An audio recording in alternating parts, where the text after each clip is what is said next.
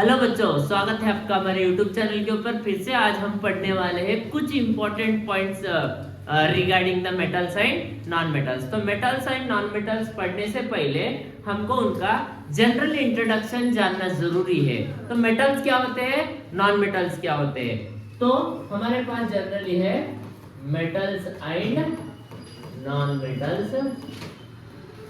तो metals non metals जब भी हम देखते हैं तो हमारे सराउंडिंग में मेटल्स नॉन मेटल्स बहुत ज्यादा देखे जाते हैं। जैसे कि तुम अगर तुम्हारे आंखों को इधर उधर घुमाओगे तो तुम्हारे आसपास मेटल नॉन मेटल दिखेंगे। जैसे कि मेरे हाथ में ये वॉच है, ये मेटल का, हाथ में रिंग है, हालांकि डुप्लीकेट है। तो ये सारे मेटल्स है। नॉन मेटल के अंदर हवा है, कार्बन डाइऑक्साइड है, ये प्लास्टिक है, ये प्लास्टिक का है। तो बहुत सारी चीजें नॉन मेटल की है।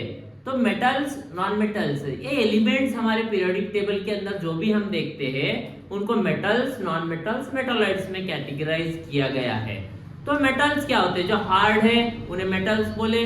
तो बड़े बड़े इंडस्ट्रीज के अंदर मशीन्स देखते हैं हम। तुम 3 इडियट्स देखे, 3 इडियट्स के अंदर हम देखे पेन के निब से लेके पैड के जिप तक सब मशीन है। सब किससे बनाए, मेटल से बनाए, राइट। तो ये मेटल्स होते हैं बहुत ज्यादा इंपॉर्टेंट। वैसे ही नॉन मेटल्स भी इंपॉर्टेंट है हमारे लिए, तो सब चीजें इंपॉर्टेंट है। तो कुछ ऑलरेडी तुम 7th क्लास में, लोअर क्लासेस में तुम मेटल्स एंड नॉन मेटल्स के प्रॉपर्टीज पढ़े थे।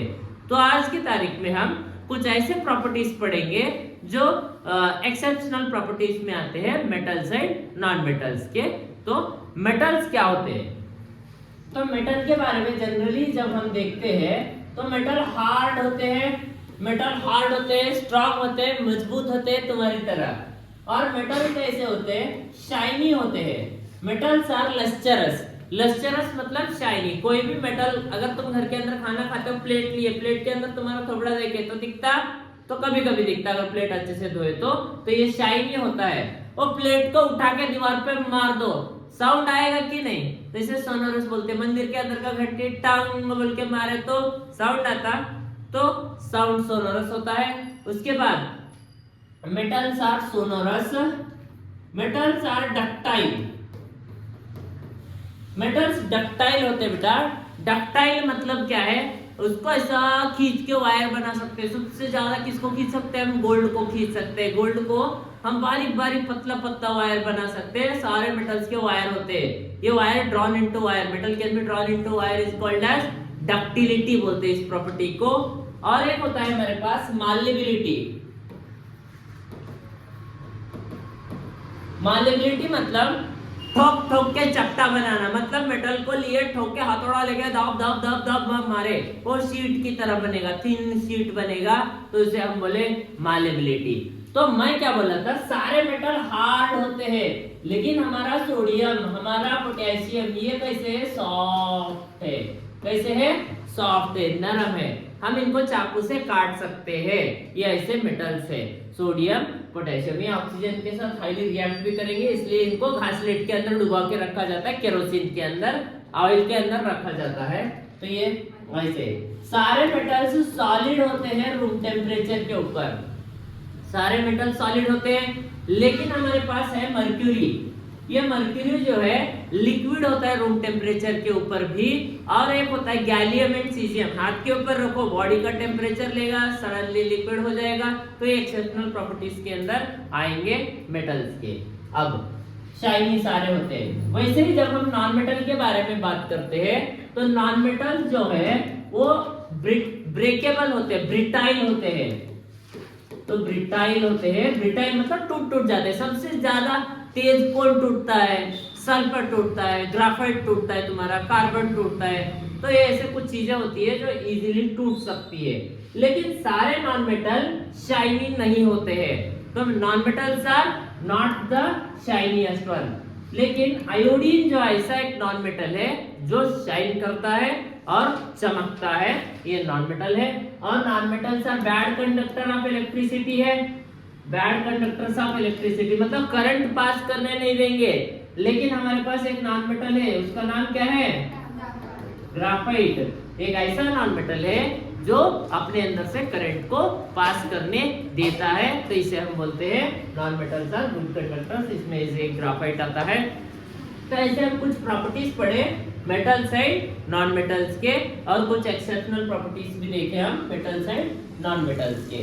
जब भी हम मेटल्स एंड नॉन मेटल्स से चैप्टर पढ़ते हैं तो सिर्फ मार्क्स के ओरिएंटेड में नहीं पढ़ना है हमको, तो इससे हमको मेटल्स एंड नॉन मेटल्स से बहुत सारे चीजें सीखने को भी मिलती है। जैसे कि हम अलॉयज बना सकते हैं अलग अलग मेटल्स के। अब तुम स्क्रैप के अंदर मेटल्स को खरीद के सस्ते प्राइस में उसके मोल्ड्स वगैरह बना के, मूर्तियां बना के भी बहुत महंगे दामों पे बेच सकते हो तुम।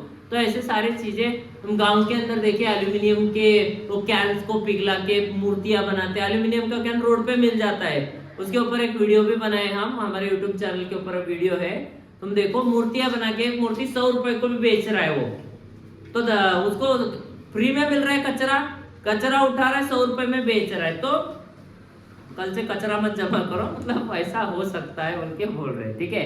तो ऐसे हम पढ़े। उसके बाद ये जो मेटल्स है, ये मेटल्स ऑक्सीजन के साथ रिएक्ट करेंगे। मेटल्स ऑक्सीजन के साथ रिएक्ट करेंगे, नॉन मेटल्स भी ऑक्सीजन के साथ रिएक्ट करेंगे। रिएक्ट करके मेटल के ऑक्साइड बनाएंगे। जैसे कि मेरे पास है magnesium, reacting with oxygen magnesium oxide बनाया, राइट। तो एल्यूमिनियम है, ये भी ऑक्सीजन के साथ रिएक्ट करके Al2O3 बनाया, एल्यूमिनियम का ऑक्साइड बनाया।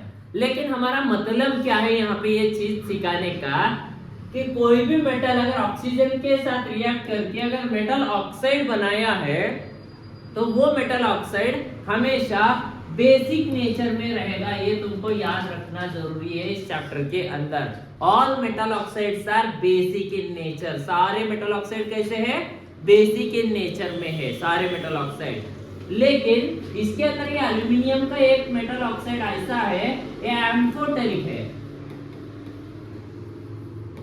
एम्फोटेरिक का मतलब है ये एसिड की तरह भी बिहेव करेगा, बेस की तरह भी बिहेव करेगा। जैसे तुम लोअर क्लास में एम्फीबियंस पढ़े, हम वो फ्रॉग को एम्फीबिया बोलते हैं, जमीन के भी ऊपर रहेंगे और पानी के भी अंदर रहेंगे, मतलब ये दोनों करेंगे।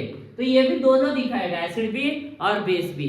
अगर मेटल का ऑक्साइड हम लिए मैग्नीशियम ऑक्साइड, मैग्नीशियम रिबन को हम जलाए, उसके अंदर फिनोप्थलीन डाले तो पिंक कलर होगा। तो वो रिएक्शन भी ऑलरेडी हमारे यूट्यूब चैनल के ऊपर डाला गया है, तो उसका लिंक मैं डिस्क्रिप्शन में डाल दूंगा, आप उसको देख लेना एक बार। तो बेसिक नेचर में है। तो ये मेटल्स ऐसे रिएक्ट करते हैं, बेसिक होते हैं और एम्फोटेरिक होते हैं। जैसे ही अगर मैं नॉन मेटल के बारे में बात करूंगा, नॉन मेटल के जैसे कार्बन है। कार्बन जब मैं ऑक्सीजन के साथ रिएक्ट करवाऊंगा तो ये कार्बन डाइऑक्साइड बनेगा, लेकिन ये कार्बन डाइऑक्साइड जरा एसिडिक होता है। कैसा होता है? एसिडिक नेचर में होता है, ये तुमको याद रखना है। मतलब सारे मेटल के ऑक्साइड बेसिक होते हैं और नॉन मेटल के ऑक्साइड कैसे होते हैं? एसिडिक होते हैं। ये पॉइंट तुमको इंपॉर्टेंट है इस चैप्टर के अंदर, ये याद रखना जरूरी है। तो आगे हम चालू करेंगे अगला टॉपिक अगले क्लास के अंदर। ये जस्ट इंट्रोडक्शन था।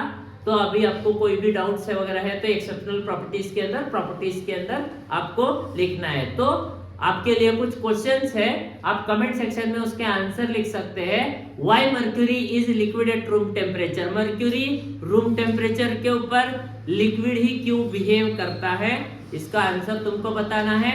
और ये एल्यूमिनियम जो है ये एम्फोटेरिक क्यों होता है, इसको तो हम टेस्ट किए, हमको पता चला एसिड है, बेस है, ऐसा मालूम हो रहा है। लेकिन वही एलिमेंट, वही एल्यूमिनियम ही क्यों एम्फोटेरिक नेचर में पाया जाता है, दूसरे कोई भी क्यों नहीं है? अगर दूसरे कोई अगर है उसको छोड़ के, तो आप हमारे कमेंट सेक्शन में लिख सकते हैं, उससे हमारे भी ऑडियंस सीखेंगे। और आपको अगर आंसर चाहिए तो अगले वीडियो में बने रहिए, सतर्क रहिए और पढ़ते रहिए।